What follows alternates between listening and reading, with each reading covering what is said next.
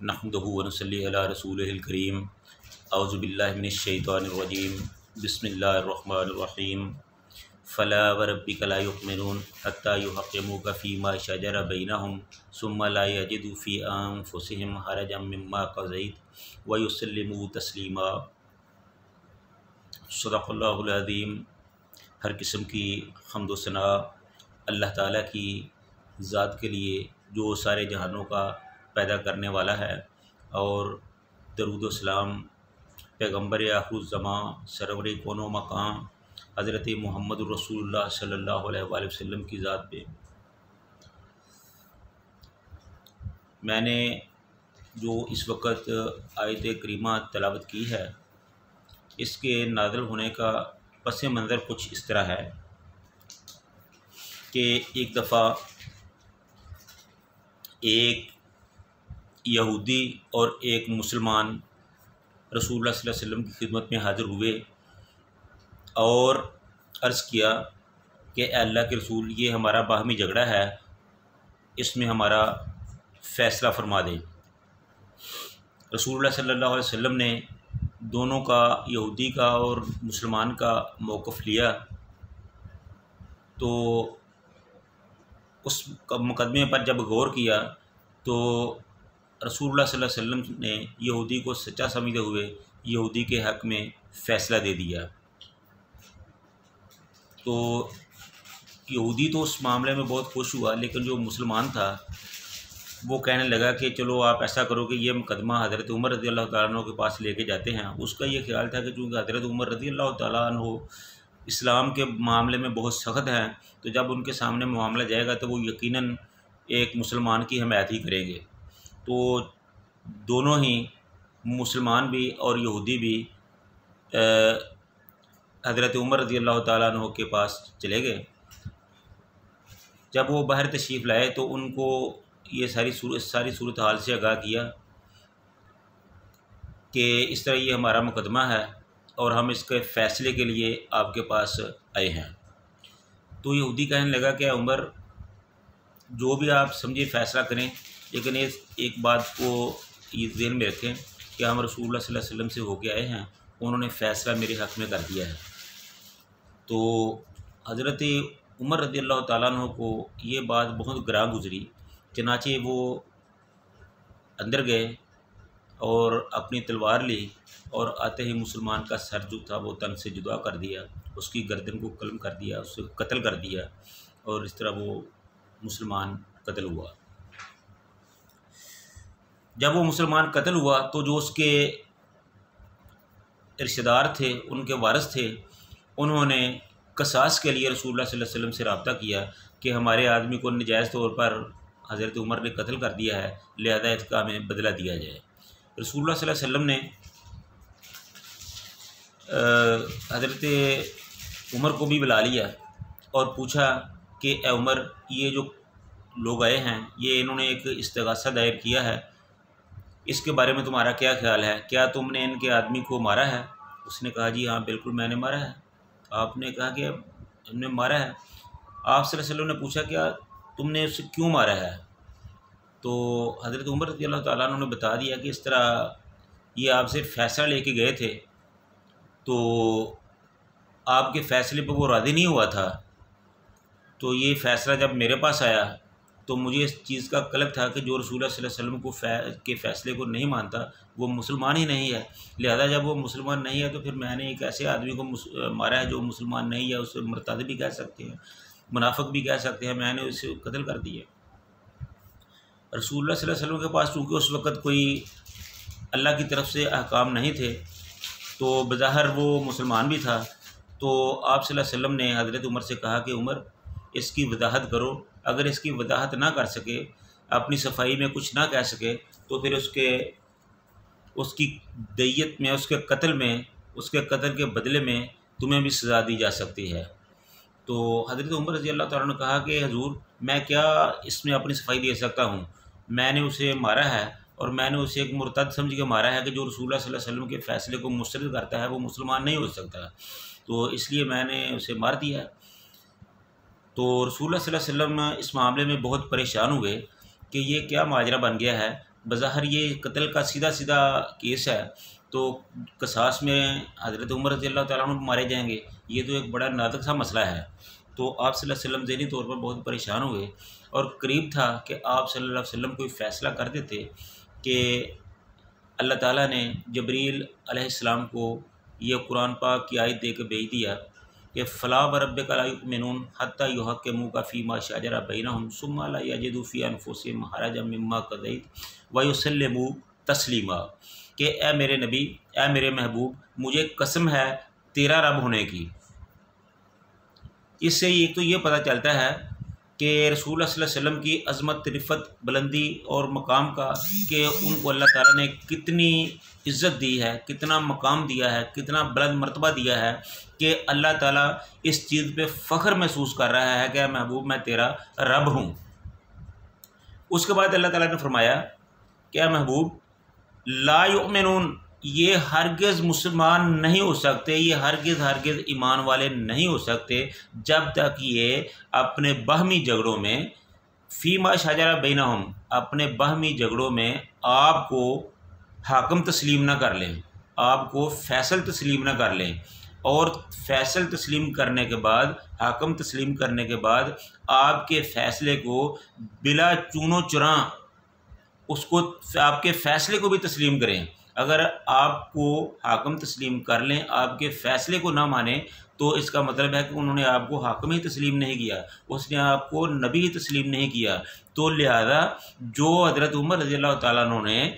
اس کو قتل کیا ہے، اس نے صحیح کیا ہے، وہ تو ایمان والا تھا ہی نہیں۔ جب اس نے آپ کے فیصلے کو نہیں مانا تو پھر وہ کیسے مسلمان ہو گیا؟ تو جب یہ آیت نازل ہوئی تو اللہ کے رسول صلی اللہ علیہ وسلم خوش ہو گئے، تو پھر حضرت عمر رضی اللہ تعالیٰ عنہ کو ان کی بریت کا اعلان کر دیا کہ انہوں نے جو کیا ہے وہ صحیح کیا ہے۔ جب میں نے فیصلہ کر دیا تھا تو پھر ان کو چاہیے تھا کہ وہ میرے فیصلے پہ اطمینان کا اظہار کرتے، اس میرے فیصلے کو مان لیتے۔ تو مختصراً یہ تھا حضرت عمر رضی اللہ تعالیٰ عنہ کا مقام و مرتبہ، کہ وہ اسلام کے بارے میں، رسول اللہ صلی اللہ علیہ وسلم کے بارے میں کتنی غیرت رکھتے تھے، کہ ایک آدمی نے ان کے حکم کو، آپ صلی اللہ علیہ وسلم کے حکم کو نہیں مانا تو حضرت عمر رضی اللہ تعالیٰ عنہ نے ان کی گردن ہی اتار دی۔ تو اس طرح اور بھی بہت سے مواقع ہیں جب حضرت عمر رضی اللہ تعالیٰ عنہ، جہاں سے حضرت عمر رضی اللہ تعالیٰ عنہ کی شان، بیان اور مقام و مرتبے کا اظہار ہوتا ہے۔ ایک دفعہ رات کا وقت تھا، حضرت عائشہ رسول اللہ صلی اللہ علیہ وسلم دونوں چھت پر آرام فرما رہے تھے، تو حضرت عائشہ رضی اللہ تعالیٰ عنہ پوچھتی ہیں کہ اے اللہ کے رسول، یہ جتنے آسمان کے ستارے نظر آ رہے ہیں، دنیا میں کسی آدمی کی اتنی نیکیاں ہو سکتی ہیں؟ تو آپ صلی اللہ علیہ وسلم نے فرمایا کہ ہاں عائشہ، حضرت عمر رضی اللہ تعالیٰ عنہ کی آسمان کے ستاروں سے بھی زیادہ نیکیاں ہیں۔ تو جب حضرت عائشہ رضی اللہ تعالیٰ عنہ نے یہ سنا تو وہ تھوڑی پریشان ہوئیں۔ ان کا یہ خیال تھا کہ رسول اللہ صلی اللہ علیہ وسلم حضرت ابوبکر صدیق کا نام لیں گے، ان کے باپ کا نام لیں گے۔ تو جب آپ حضرت عائشہ رضی اللہ تعالیٰ عنہ تھوڑی پریشان ہوئیں تو آپ صلی اللہ علیہ وسلم کو معلوم ہو گیا، آپ مسکرائے اور فرمایا کہ عائشہ پریشان نہ ہو، بے شک حضرت عمر رضی اللہ تعالیٰ عنہ کی نیکیاں آسمان کے ستاروں سے زیادہ ہیں، لیکن حضرت ابوبکر صدیق رضی اللہ تعالیٰ عنہ کی ایک نیکی جو غار ثور میں انہوں نے کی تھی، وہ ان ساری نیکیوں سے بڑی ہے۔ یہ ساری نیکیاں ایک طرف، اور حضرت ابوبکر صدیق رضی اللہ تعالیٰ عنہ کی صرف فقط ایک نیکی ایک طرف۔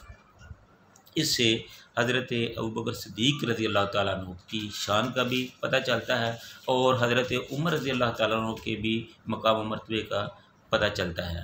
اسی طرح ایک دفعہ رسول اللہ صلی اللہ علیہ وسلم صحابہ کے ساتھ عمرہ فرما رہے تھے، تو جب عمرہ کرتے ہوئے رسول اللہ صلی اللہ علیہ وسلم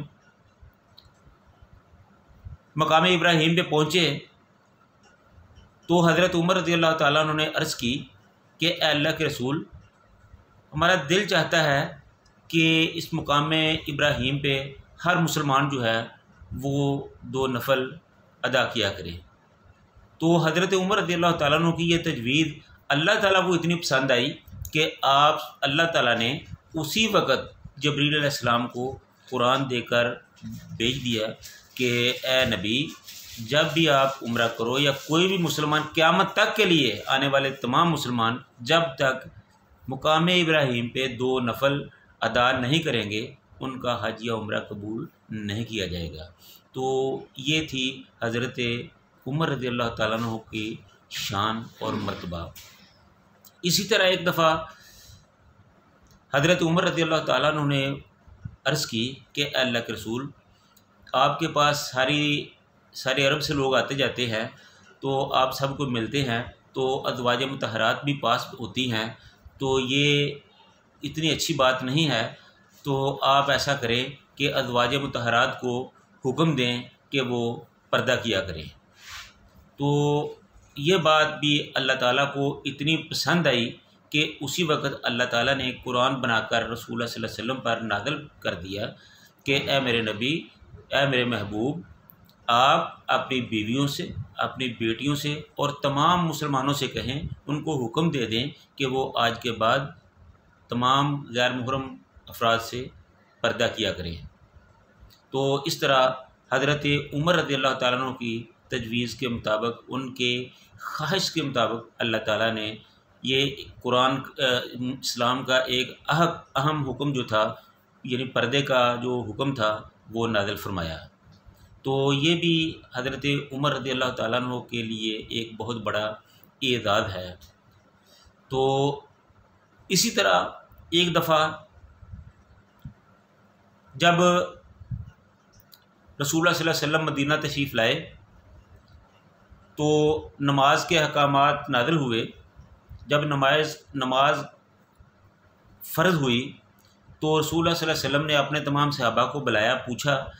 کہ کوئی ایسی تجوید لاؤ جس سے ہم نماز کے وقت تمام مسلمانوں کو ایک جگہ پہ اکٹھا کر لیا کریں۔ تو تمام مسلمانوں نے، تمام لوگوں نے اپنی اپنی رائے کا اظہار کیا۔ کسی نے کہا کہ اس وقت گھنٹیاں جو ہیں وہ بجائی جائیں، کسی نے کہا کہ اس وقت نوبت یعنی ڈھول بجایا جائے، کسی نے کہا کہ اس وقت آگ کو جلا دیا جائے جس سے پتہ چلے اور لوگ دیکھ کر آ جائیں۔ تو حضرت عمر رضی اللہ تو رسول اللہ صلی اللہ علیہ وسلم نے ان تمام تجاویز کو مسترد کر دیا، کیونکہ یہ کسی کا جو تعلق تھا وہ مشرکین کے ساتھ بنتا تھا، کسی تجویز کا جو تعلق تھا وہ مجوسیوں کے ساتھ بنتا تھا، جیسے آگ کو جلانا یہ مجوسیوں کی عادت تھی، ڈول بجانا، نوبت بجانا یہ مشرکین کی عادت تھی۔ تو حضرت عمر رضی اللہ تعالیٰ عنہ نے عرض کی کہ اے اللہ کے رسول، میں سویا ہوا تھا، رات کو مجھے خواب آیا کہ ایک شخص نے آ کے مجھے یہ کلمات سکھائے ہیں، تو کیوں نہ ہو کہ جب بھی نماز کا ٹائم ہو تو ان کلمات کو پڑھا جائے، ادا کیا جائے۔ تو یہ بات جب یہ رسول اللہ صلی اللہ علیہ وسلم نے کلمات کو دیکھا، حالات واقعات کو دیکھا، تو آپ صلی اللہ علیہ وسلم کو یہ بات بہت پسند آئی۔ تو آپ صلی اللہ علیہ وسلم نے اسی وقت کہا کہ ہاں، یہ 5 وقت نماز سے پہلے یہ کلمات ادا کیے جائیں، تو ان کو اذان کا نام دیا گیا۔ تو اس طرح حضرت عمر رضی اللہ تعالیٰ عنہ کی رائے کے مطابق اذان جو تھی یہ مسلمانوں پر فرض کرتی گئی۔ تو اس طرح یہ بھی حضرت عمر رضی اللہ تعالیٰ عنہ کی تجویز کے مطابق ہی نماز کے جو احکام تھے وہ نازل ہوئے۔ تو یہ ساری چیزیں ایسی ہیں جس سے حضرت عمر رضی اللہ تعالیٰ عنہ کے فضائل، مناقب،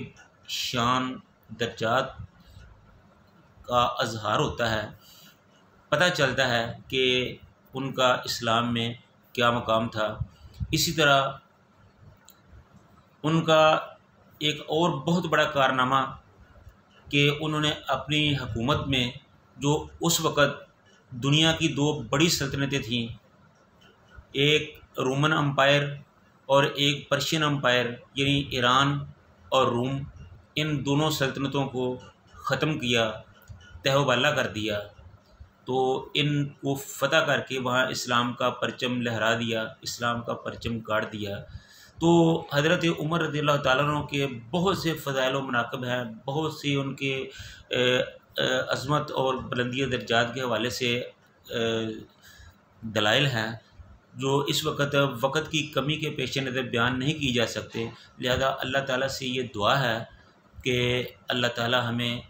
رسول اللہ صلی اللہ علیہ وسلم کے صحابہ بالخصوص حضرت عمر رضی اللہ تعالیٰ عنہ ان کے